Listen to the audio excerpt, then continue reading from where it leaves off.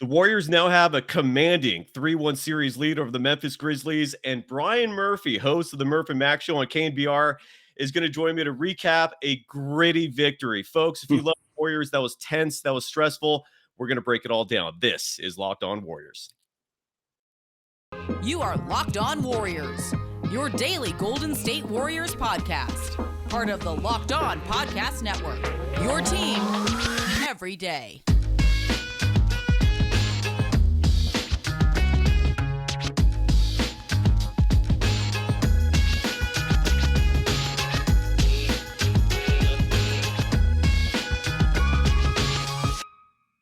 Thank you for making Locked On Warriors your first listen every day. We're free and available wherever you get podcasts. Today's episode is brought to you by PrizePicks. Check out PrizePicks.com and use the promo code NBA or go to your app store and download the app today. PrizePicks is daily fantasy made easy. You could follow Brian Murphy on Twitter at KNBR Murph. He's the host of the #1 rated Murph and Mack Show.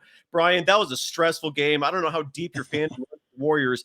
I was sweating bullets. If I still was a cigarette smoker, I would be chain smoking. What's your feedback, your reaction to that wild victory? Yeah, it's funny. I wasn't as stressed as I was kind of pissed. Like it was so frustrating to see them play so poorly. Yes. All the phrases that you hear, rock fight, mud fight, whatever you want to kind of like football Cliches. Analogies, jokes about run defense and pass rush and all that. There was so much going on. It was such a weird, discombobulated day that had multiple layers. It started with something as simple as John Morant missing the game, which was unusual, and we still don't know what's going on there. Then Mike Brown gets hired as the head coach of the Sacramento Kings, which I think didn't shock any of us, but still it was a significant thing. And then, dude, the bomb hits an hour before the game that Steve Kerr has tested positive for COVID. And you sort of don't know how to process all these things going on. Well, Jaw's out and Kerr's out, and now Mike Brown's in, but Mike Brown's the Kings coach, so it had that. When you reflect now on the game, you can see why it was so discombobulated. Yes, definitely the Warriors were off kilter. I mean, Mike Brown wasn't expecting. He said, I wasn't expecting to be the head coach. And even we know he's done it before. He's been NBA coach of the year. He's took a team to the finals. He coached 11 Warriors playoffs games in 2017. But still, it's different to be told an hour and a half before this particular game when you've got your assignment locked down, you have your notes ready, and now all of a sudden you're the head coach. So, is that why they shot poorly? Is that why Clay and Jordan shot 0 for 10 from 3? Is that why they missed their first 16 threes? I mean, probably not a direct link, but I definitely feel like upon reflection that the game was so weird and discombobulated because of all those external factors that were sort of adding up. And then they missed their first 16 threes, Cyrus. So that was crazy. I mean, I would never expect the Warriors to go through a wild slump like that. In your opinion, was that more just the tension? I mean, here was my take on this game. I thought yesterday's game 4 was the most important game of the entire year. I now think the Warriors are in the driver's seat for a world championship, if health allows, obviously.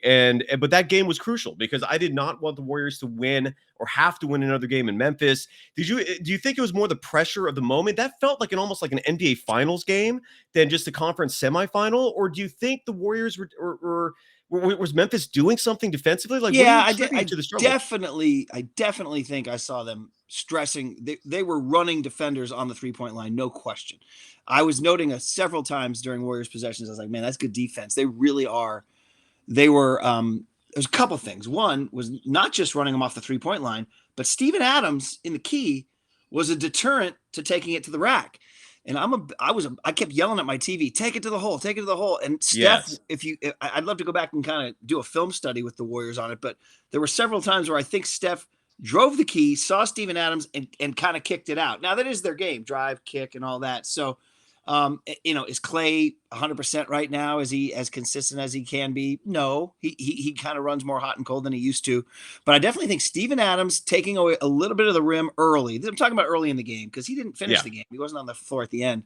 But him taking away the rim early kind of kicked him loose. There's just misses. I mean, just 2 games ago, didn't they shoot 7 for 38 from 3? I think. Yes, there was another game I think where Clay the playoffs went 0 for something. This wasn't the first time he did that. And I think we know Steph has not had the best shooting year of his career. In fact, I think he's actually had statistically the worst shooting year of his career. Right, so he's not shooting it. He's not shooting it the way he is. So I think there's a number of factors. I do give Memphis some credit. They do have some big bodies that were I think making a concerted effort to at least run at the Warriors on the 3-point line. So there was a lot going on. Taking away the rim with Adams, guys not shooting their best because they're not having their best shooting years. I mean, when Jordan Poole gets hot, obviously it's a sight to behold. And dude, look who came along and kind of kept him afloat, because Cyrus, there was a point in that game where I was, like I said, I was pissed. I was like, yeah, is there play? And I looked up and it was 66-60. I was like, dude, they're only down 6. I mean, it feels like they're down 26. You know what I mean? And so, you know who gives a little, first of all, the Warriors played good D. Mm-hmm. Second of all, Dylan Brooks was one of the most valuable Warriors yesterday. All right, dude, he was a mess. I think he was choking under pressure. I definitely think he was. And we can get into that in the late stages. He made a couple of bad decisions late in the game too. But you know who kept him afloat is Otto Porter. Yes. Otto Porter Jr. hit 4 big 3-pointers, 4 of them. Everyone he hit was important to keep the Warriors within range. And then, dude, we got to the fourth quarter, and it reminded me a little bit of that. The Rams-Patriots Super Bowl from about 3 years ago. There was a really bad Super Bowl for 3 quarters. Wasn't it like 7-3 or something in the fourth quarter? And Brady trotted onto the field with about, I'd have to go back and look at the notes, but 8 or 9 minutes to go. And I remember the Superdome was in New Orleans, and Brady had done nothing. The Rams had defended him well, and the crowd started chanting. I just remember this. The crowd started chanting, Brady, Brady, which I had never really heard. But I remember thinking, oh, he's gonna go score a touchdown. He's going to lead him down to a touchdown. And he had a couple of huge throws to Gronkowski and I think Julian Edelman, and they scored a touchdown. They won the game. And I was like, well, of course they did. Right. And that's what I think about yesterday with Curry. Like, as bad as everything was, as upset as we all were, when it came down, he checks in with 8 minutes to go. Weren't you thinking, oh yeah, Steph Curry's going to win this game. He's going to win this game. And it's hard to define why, other than championship DNA, championship pedigree, or just having the slower heart rate than the other team at that point in time, having the courage and confidence to take those shots when he has to, making his free throws when he had to. I mean, Kyle Anderson, I think, went like 1 for 6 from the free throw line yesterday. Oh, he was awful. And Steph made 8 in the fourth quarter. And we were worried about his free throws last series, and I think he went 8 for 9 in the fourth quarter. He missed the first one. So anyway, it just reminded me that as bad as everything was, they never fell out of it. And then once Steph checked in, and I felt like, oh, yeah, Steph's going to win this game. Yeah, and I think you cited it perfectly in terms of how we define, like, championship DNA, the experience. It translates to a lack of anxiety. It translates to confidence. It translates to that belief that you've been in this situation, you know how to handle it. It's no different than any of those 5 championship runs you've had. At least NBA Finals runs. And I like the analogy. So Stephen Curry is to Tom Brady as Jared Goff is to Dylan Brooks. I like that. I can respect that. Jared Goff. It's funny. I mean, because it's like we live in the era of data, right? And everything's supposed to be measured. And there are still some things that can't be measured.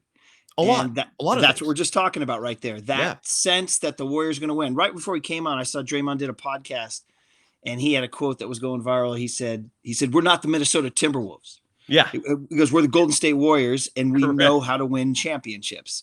And did you see Pat Beverly of the Timberwolves wrote underneath the comment? He wrote, "The man is speaking facts. Respect." So even Pat Bev's like, "Yeah, we're the Timberwolves." So it is crazy. It is crazy how Draymond, with all the outspokenness, he still does eventually garner the respect of his peers, with the exception of maybe Tristan Thompson. I don't know if those two get along, but I think everyone else eventually just goes, "Damn, that guy just can play." He delivers, right? He delivers. I mean, the block of Jaren Jackson there at the end of the game. It's funny. To my naked eye, I thought, "Ooh, did he foul him?" And sure enough, you see the league office came out today and said clean contact. And by the way, bad shot selection by Jaren Jackson on that. They had 18 seconds to go, and he rushed that in a little bit of traffic. That's what we're talking about, Cyrus. Like, it's crazy. It's absolutely crazy. The Warriors have taken bad shots in the history, and they've lost games, but more often than not, in that situation, they're not going to take that shot that Jaren Jackson took. Why do you think national media has a hard time coming to terms with the fact that the Warriors are the best team in the NBA? Why I still feel so much disrespect from folks who are not in the Bay Area. I mean, it's almost like people begrudgingly, say, okay, fine. Like I heard today, for example, Brian Windhorst and Kendrick Perkins, who drives me insane, they were saying that the Warriors shouldn't have even won that game, and that the Grizzlies showed how amazing of a team they are, and that if they had just made less mistakes, they would have won. It's like, I could see sort of your point, but are you not going to give respect to the fact that the Warriors still won that game? I mean, they're up 3-1 in the series. What's your take on that? Are you an inside the NBA? Are you a TNT guy for Charles, Kenny, and Shaq? Everything nationally, especially Charles. I mean, I love Charles, but what you just said. So that they've played Denver now, and they've played Memphis. Yeah. And I watch after each game, and the first thing Charles does is he gets mad at the Nuggets and the Grizzlies for not doing what he thinks they should do to beat the Warriors. And I'm like, dude, sometimes, bro, you better. And Charles knows what he's talking about. He's a brilliant guy. He's a smart guy. And I know he's a little bit playing a character. But part of him is I think what we heard from him in 2015 is what a lot of people still believe to this day, is that a jump shooting team isn't a real basketball team. And I think they still resent the Warriors for that a little bit. I mean, the Warriors changed the game. You know, they kind of won the championship with 3-point shooting, but not entirely. They won it with defense. And they won it with strength in numbers, and they won it with ball movement, all those reasons that we love Warriors basketball. But the outside sees them as a soft jump shooting team, kind of like the West Coast offense of the 49ers, who had Ronnie Lott and Charles Haley and Fred Dean. You know what I mean? So it took a while perceptions. So I mean, perceptions are perceptions. It's West Coast. Steph and Clay are the children of famous NBA pros. They're children of privilege. You know, they're not hard scrabble stories who came from tough backgrounds. So it's easy to sort of resent that they had a sort of a silver spoon life. You know, Kerr has been outspoken in politics that angers some people, you know, and so there's a lot of things. We're on the West Coast, not the East Coast, you know, so. And Draymond really is polarizing. Like Draymond really, like, especially I hate that term boomers, but whatever you call the older crowd, especially on the conservative side, they hate him. Like there's like genuine like vitriol they feel toward Draymond Green. It's bizarre. I mean, I get he's outspoken, but since like who made up a rule that says you're not allowed to be outspoken in this world? You know, especially if you're I go back to the Patriots. Like, first of all, if you're winning, you're gonna have haters. Like my dad used to tell me growing up, it was the New York Yankees. They won the World Series every year. And my dad had this line. I remember he listened to some peer of his talking about how much he hated the Yankees. And my dad was saying, isn't the point in sports to be the best you can be, to be a champion? He goes, shouldn't you admire the Yankees on some level for what they do? You know? So, but that's my point is that this is a thing in sports. The Celtics of the 60s hated. John Wooden's UCLA Bruins hated. Bill Belichick's Patriots hated. So the Warriors are the dynasty now that is hated because they're winning. And then I talked about all those other things about West Coast and Steph and Clay being jump shooters and all that, but you bringing up Draymond, if you add all those together, you add they're winning, so they're going to be hated. Steph and Clay changed the game, they're going to be hated. Then you add Draymond. So you can think of the teams you hate the most throughout your life, whether it's a baseball, basketball, or football team, and you can think of some player from that team that you hate. That's Draymond. Yeah, I hear it. And first of all, I love the Charles Barkley reference because it feels like he's coaching the other team after every game. Like he's always giving like advice to the Nuggets and Grizzlies. Like I heard last night, he was like, Memphis, I'm telling you, man, it's probably too late. But if you start running Adams and Jaren Jackson Jr. together and keep he's like coaching them. He wants the Warriors to lose. He doesn't like love. Yeah, he doesn't like their style. Shaq and Kenny are more fair to them, I think. I agree. Especially Kenny. Yeah, I agree. But even Shaq surprisingly with the Warriors seems very rational. He seems pragmatic. And I love your analogy of the Niners West Coast offense, because you're right. People didn't just come around to that right away. There was a lot of resistance. A lot of people thought it was exciting, just like the Warriors, but also kind of weird, right? It went against the norms. And I guess ultimately when you go against social norms or norms of any kind, you're going to get resistance. People are afraid to change. And also to our point earlier, it wasn't just the West Coast offense that won. Ronnie Lott and Keenan Turner and Charles Haley and Eric Wright, they had a great freaking defense, but all people focused on is the perception that they were a soft West Coast finesse offense. Oh, Ronnie Lott's going to light you up and Charles Haley's going to sack your ass too, by the way. But that's the Warriors defense. Draymond will stifle you on defense, but we think of them as the Splash Brothers. Well, guess what? They also will they will D your ass up. And they played great defense. You know, one of the things I said 66-60 was the score when I felt like they were down 30. The Warriors played good defense last night. They did. Fantastic. 98 points. Yeah. That was, And I mean, I know Ja was out, but still that defense kept them in it long enough to give Steph that chance to change his shoes and go win. And great call on Otto Porter Jr. because you're right, especially those first 2 threes. I think the Warriors were down with 12, and it was looking precarious. And then Otto Porter Jr. hit those threes and just changed the whole flow of the game. I know you got to run, man. I can sit here and talk with you all day long. Your partner in crime, Paul McCaffrey, Paulie and Tony Ryan made a great analogy. They called Draymond Green the Ronnie Lott of the Warriors. And there we go. There we go. We're making all these analogies to the Niners, because I was actually saying this, Cyrus, to Paulie. Now we feel pretty good about this Warrior chance. The finals are looking pretty good. Yes. Phoenix, whichever team they play, will be tough, but I feel like they got a good chance to win the finals and then get to the NBA finals. I know the Celtics could be tough, the Bucks could be tough, whatever. But I was saying to Paulie, so if they do get it, they get 4. And you know who else had 4? Joe and Ronnie had 4. Then you get to Joe, because right now they're like 3 is like Bruce Bochy, Buster Posey. And then you get to 4, and now you're talking Joe and Ronnie. Joe and Ronnie are deities, right? So 4 is a special number, and then 5 is where you're all of a sudden putting yourself in that really top level tier. I brought it up on the other day, and Paul, you went right away. He went to 5, and I'm like, well, let's just get to 4 first. Yeah, let's get to 4 exactly. And it's crazy because focus. Exactly. And Steph, he's admitted he watches all this stuff. He cares about legacy. He cares about how other people perceive him. And he wants that finals MVP. That's stuck in there. Just like Steve Young. I mean, he wanted that monkey off his back when he won in 94 against the Cowboys, or January 95. And I feel like Stephen Curry feels the same way. So we'll see. Awesome. You got to run. I'm so thankful that you took time out of your schedule. I know we went later because of the Locked On Kings podcast, but thank you so much. Hey, all due respect to Locked On Kings podcast, and I know they hired a new coach, but come on, this is the playoffs, baby. This is the playoffs. Exactly. All right, brother. And you can listen to Brian Murphy every morning streaming on KNBR. And you can follow Brian Murphy on Twitter at KNBR Murph. All right, my man. Have a great day. Did you get COVID, by the way? I heard there was like a scare in your building. Check. All 4 of my family members. We went 4 for 4. It was like I said, we were like Tony Gwynn or Rod Carew. We went 4 for 4.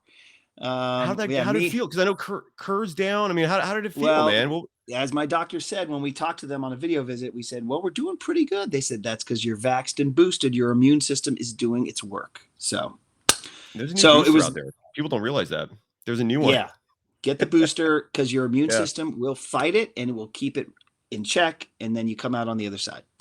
Absolutely, brother. You go do your thing. Thank you so much, Murph. Always love you, man. We'll talk soon. See you next time, bro. All right, brother. That is Brian Murphy of the KNBR Morning Show. He is the man. Time to pay some bills here. First off, PrizePicks. NBA fans, if you're looking for a daily fantasy option for the NBA, then you need to try the award-winning app PrizePicks. PrizePicks is daily fantasy made easy. I love this, and we know you will too. And it's easy to use. If you go to PrizePicks.com, you pick 2 to 5 players. You pick an over/under. So let's say you're wondering if Draymond Green's going to get 10 rebounds in game 5 against the Grizzlies. You're wondering if Stephen Curry or the pool party or Clay are going to get 25 points. You pick over or under that amount, and you can win up to 10 times on any entry, and it's just you versus the projected numbers. Entries can be made in 60 seconds or less. It's that easy. It's safe. And one of my really favorite parts about PrizePicks is they offer fast withdrawals. What that means is that if you win and you want to duck out, you can get your money right then and there. It is super fast. It's super easy. So again, all you got to do, just go to prizepicks.com. And I want to add, by the way, for a limited time, PrizePicks has an exclusive no-brainer of an offer for all of our users. Users get $50 for free if a player in your first PrizePicks entry scores just a single point. But you must use the code NBA. That's right. This is an exclusive offer available to Locked On fans. Sign up today and use the code NBA for $50 free if a player in your first PrizePicks entry scores just a single point. And today's episode is also brought to you by Athletic Greens. This stuff is good for you, folks, especially the AG1. And it's super easy to use. All you do is you get a scoop, you put in a glass of water in the morning on an empty stomach, and you drink it. It doesn't taste bad. It's full of incredibly nutritious ingredients. It's almost all natural. Maybe it is entirely natural, but the point is it's amazing for you. I have a lot of people in my life, including my mom, my sister, my wife. They're incredibly conscious of what they put in your body, and they checked out the ingredients and they agreed this is good stuff. And again, it's super easy to use. It's great for your immune system. It's great for your acumen. It's great for your digestive health. And to make it easy, Athletic Greens is going to give you a free 1-year supply of immune supporting vitamin D and 5 free travel packs with your first purchase. All you have to do is visit athleticgreens.com/NBA network. Again, that is athleticgreens.com/NBA network to take ownership over your health and pick up the ultimate daily nutritional insurance. You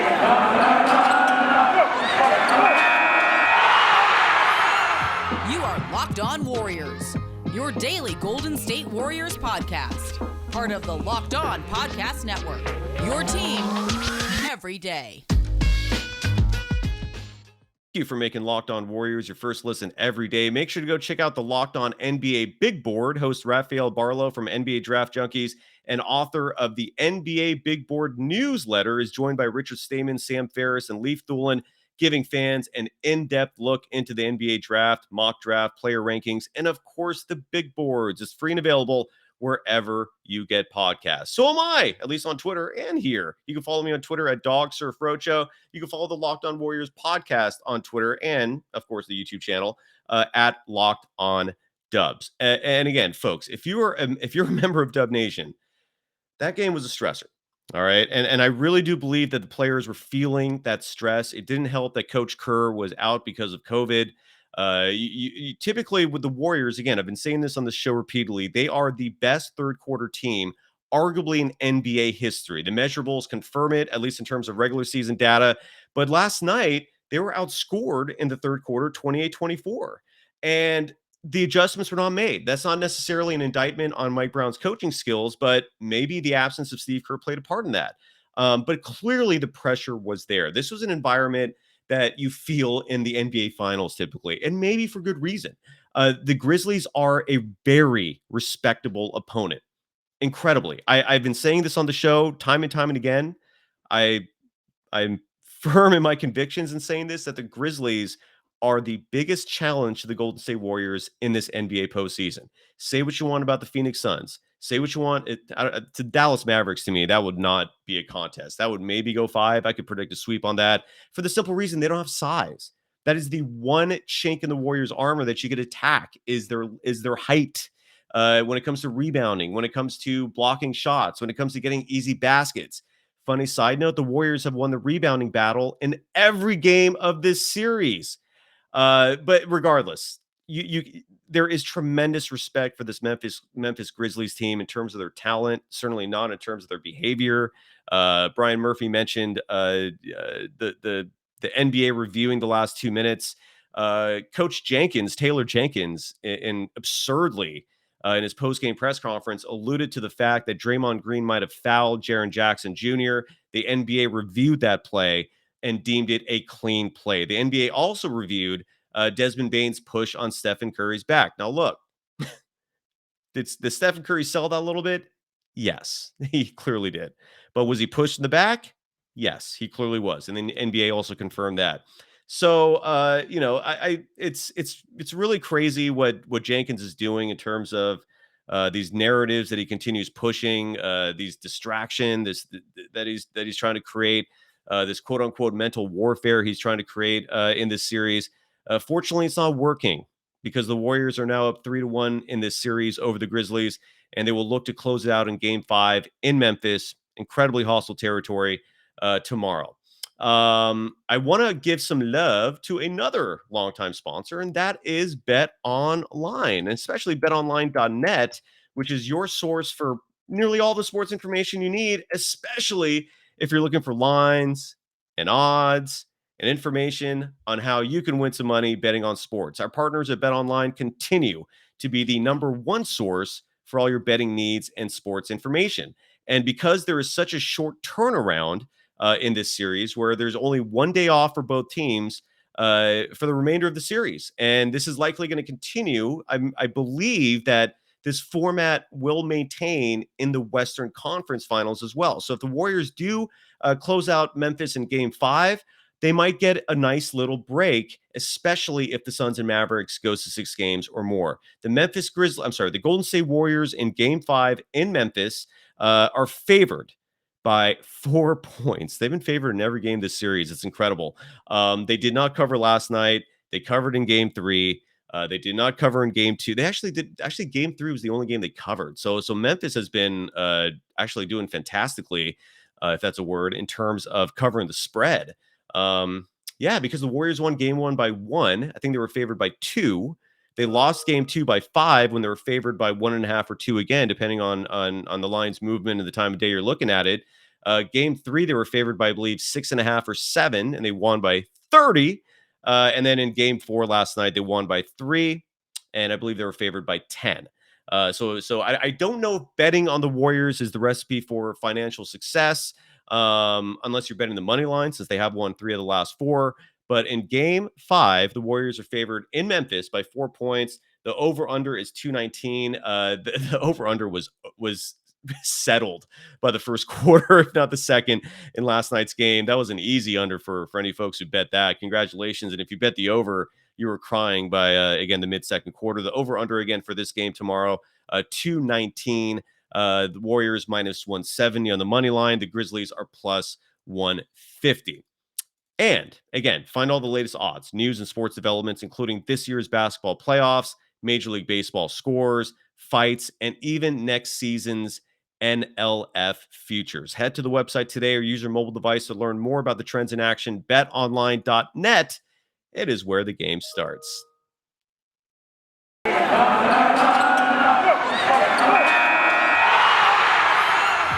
are Locked On Warriors, your daily Golden State Warriors podcast. Part of the Locked On Podcast Network, your team every day. Thank you for making Locked On Warriors your first listen every day. We're free and available wherever you get podcasts. Brian Murphy, I cannot thank you again for coming on with me today. Again, we got delayed. I'm ribbing the Locked On Kings simply because we share the same platform for recording these shows with the Locked On Kings and the Locked On Penguins broadcast. And I go to check in, and we have a system. I take responsibility. I'm obviously playing with them. We usually check in with each other. We have a set of times, but today I came in late, forgot to let them know that I was recording with Brian Murphy at a later than normal time. And so all of a sudden I check in there, and he's doing an interview with Bonte Hill, who does all the broadcasts for NBC Sports Bay Area, and he hosts the morning show for 95.7 The Game. And I was ribbing him a little bit because I was like, come on, man, Bubby, pal, Locked On Warriors, Locked On Kings. You want a Warriors expert to talk about Mike Brown? Hit your guy up, the guy just down the street. No offense to Bonte Hill, but come on, man. Anyways, so that's why Murph could not stay with me for the whole show today. We got delayed by almost half an hour. But still, many thanks to Brian Murphy for joining me. You can follow him on Twitter at KNBR Murph. I want to finish today's show. Well, first of all, I want to give again kudos to the Warriors just for a fantastic game. When you look at the stat sheet, Stephen Curry had another off night especially by his standards from 3. He went 4 for 14 from beyond the arc, which is not your typical Stephen Curry night. Klay Thompson really struggled, 0 for 7. And I do agree with Brian Murphy that his swings, his ebbs and flows are much more drastic than they used to be. I don't recall a pre-injury Klay ever going 0 for anything from beyond the arc, especially in a playoff game. And Hall of Famer Rick Barry, who was on the show last week, he made a great point about Klay's struggles. He really believes that Klay's bad nights are the result of him not setting his feet and that he's forcing his shots. There might be some truth to that, but Klay also had some huge shots. There was that corner 3, for example, and you saw Dylan Brooks screaming to his teammates that Klay's going to be wide open just a split second before the play happened.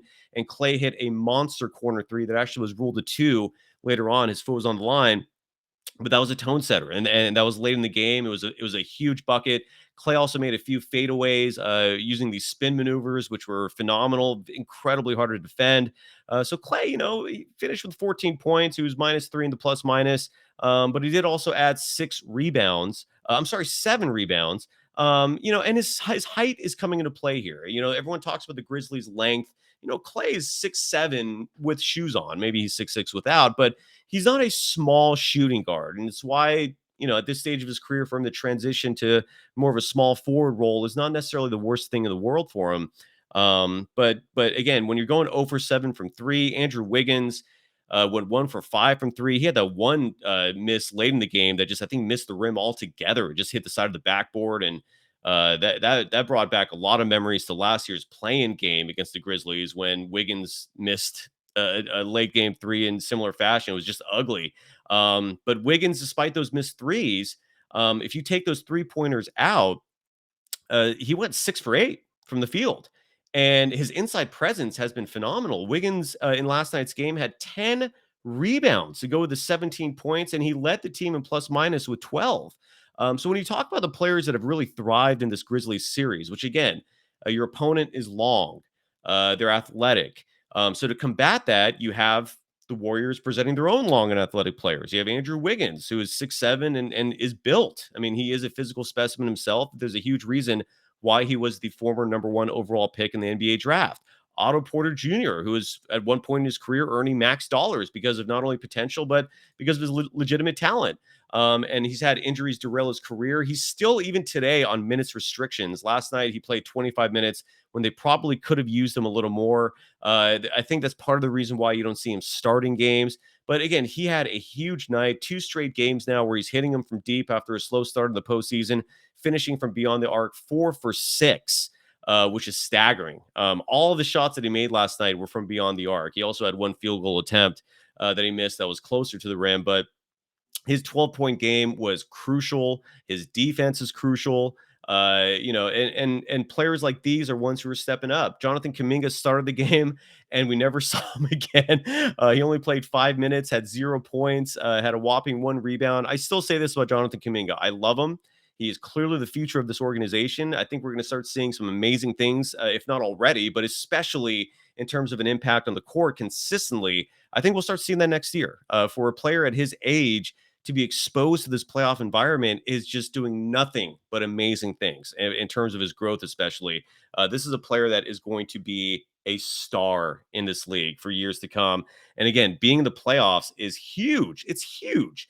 So kudos to him for just an outstanding performance overall. And just as a 19-year-old, especially, he had a much better game 3 than last night, though. Maybe I shouldn't say that. He only had, again, no points in 5 minutes of play. So we might see more of him in Memphis. We'll see. A player who perhaps has been a bit divisive this year, a bit polarizing this year for the Warriors, Damian Lee, played 13 minutes, but the reason why he's playing, and I understand people's frustrations with it, I'm not particularly happy myself with Damian Lee getting heavy minutes. I personally would have liked to have seen Nemanja Bjelica out there. I would have liked to seen Jonathan Kuminga out there late in the game. Mike Brown seems to be following the same pattern that Steve Kerr had with Kuminga. Because remember, this is not the first time that Kuminga's starting. He started games in the regular season at various times throughout the year. And anytime he would start a game and he'd struggle, Steve Kerr had the shortest leash and would just pull him out. Whereas, I've been arguing that some players in this game sometimes need time to develop a rhythm.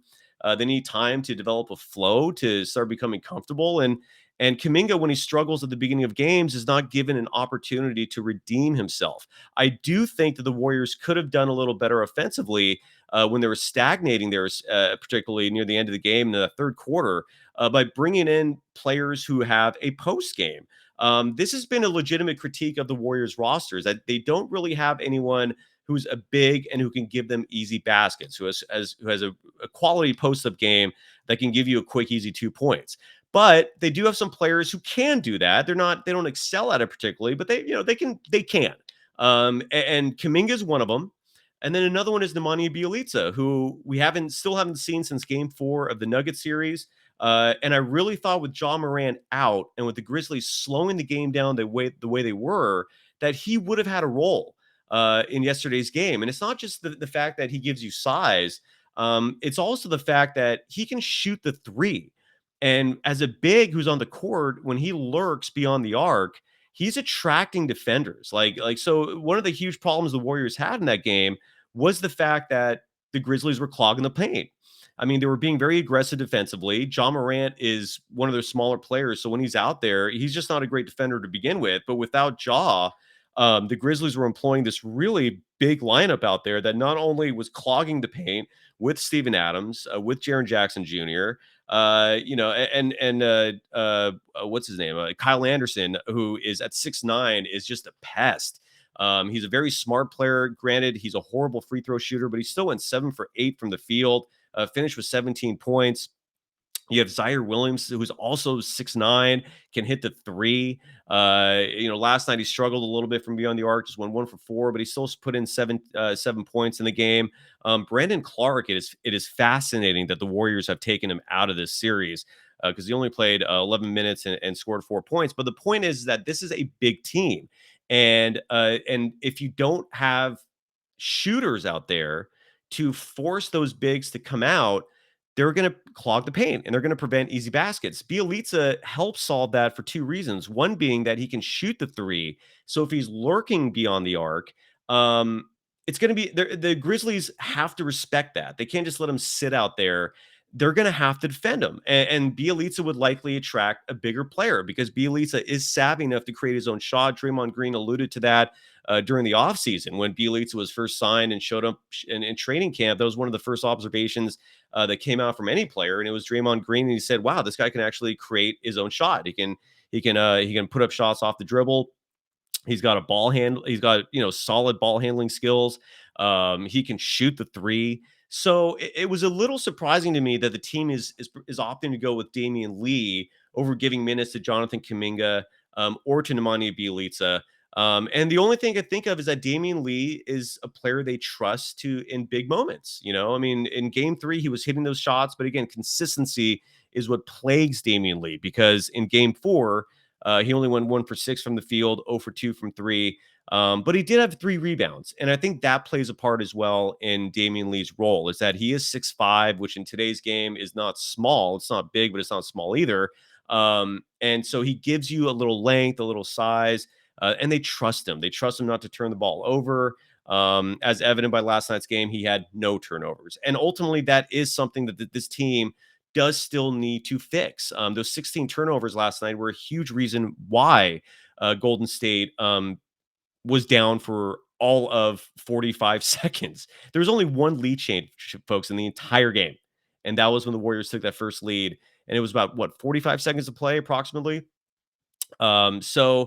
Anyways, but the Warriors win, and I cannot emphasize enough how that was the biggest game of the year for this Golden State Warriors squad because they now take a 3-1 lead. They maintain home court advantage, and if they could put away this Grizzlies team, especially in 5, you're going to get some days off. And even if they do it in 6, I'm sorry, but I just do not respect the Phoenix Suns as a team that I think is comparable to the Memphis Grizzlies in terms of a challenge for the Warriors. The Warriors have already proven they could beat Phoenix.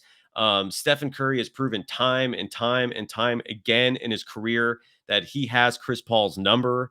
Draymond Green has proved in that last game that when it comes to mental warfare, he won that battle with Jay Crowder. These are 2 gentlemen that were on the verge of legitimate fisticuffs. And Draymond Green's, talking him down, going, "Man, you're from Buckhead. You're not about that."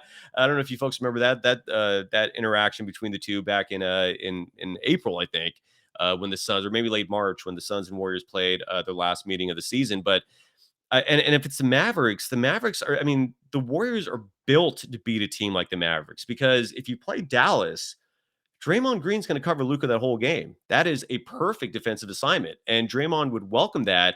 And you don't need him to be going through all the warfare down low, fighting for rebounds, fighting for blocks, dealing with other individuals who just are bigger than you. With Dallas, I'm extraordinarily confident that the Warriors could handle them in 4 or 5. If it's the Phoenix Suns, I'm going to say 5, maybe 6, but it could be 5 too. I'm sorry. I do not see them as a threat. Murph just brought up the fact that we're in this, analytics driven world this day. There's so much data everywhere and it has its place, but I do not think you need measurables if you're watching basketball athletes on the court playing in big moments like this. I really do believe the eye test does suffice in a lot of cases. I'm just more of an eye test person. I am. I don't mind the numbers. I think you can use the numbers certainly to validate what your eye is seeing, and certainly to raise awareness for players that you don't get a chance to observe much. But if you're observing a team, like let's say the Golden State Warriors, as religiously as I do, I just, the numbers are really secondary. And regardless, whatever, that's a side note. But I really do believe, and the reason why I brought that up is because regardless of the Phoenix Suns numbers this year, their 64 regular season wins, their offensive defensive efficiency stats, they're impressive, but it's their regular season stats. The Warriors could care less about the regular season. This is their season that they care about. And let's use these stats. Right now, the Warriors have a better record than the Suns in the postseason. That's all that matters. All it's going to take is one win, and the Warriors gain home court advantage, just like they did against Memphis. So, yeah, that regular season stuff, toss that out the window. Look at what's on the court right now. Look at how these players are doing against one another. And you will agree with me, I hope, that yes, the Warriors will easily handle the Suns, but I'm still looking ahead. There is still game 5 tomorrow night. I believe it's 6:30. That's a tip. And let's hope that they clear it out. On tomorrow's show, Kevin Dana is going to join me. And we're going to preview game 5 of the series. Many thanks again to Brian Murphy for coming on. You can follow him on Twitter again at KNBR Murph. You can follow me, Cyrus Saatsaz, on Twitter at Dog Surf Roadshow, and this program on Twitter at Locked On Dubs. What a game, folks. That was crazy. That was a gritty, solid world championship style victory for your Golden State Warriors as they take a step closer to their 4th world championship in 8 years. 7 down, 9 to go. We'll be back tomorrow. I'm Cyrus Saatsaz. Thank you. Take care. Later.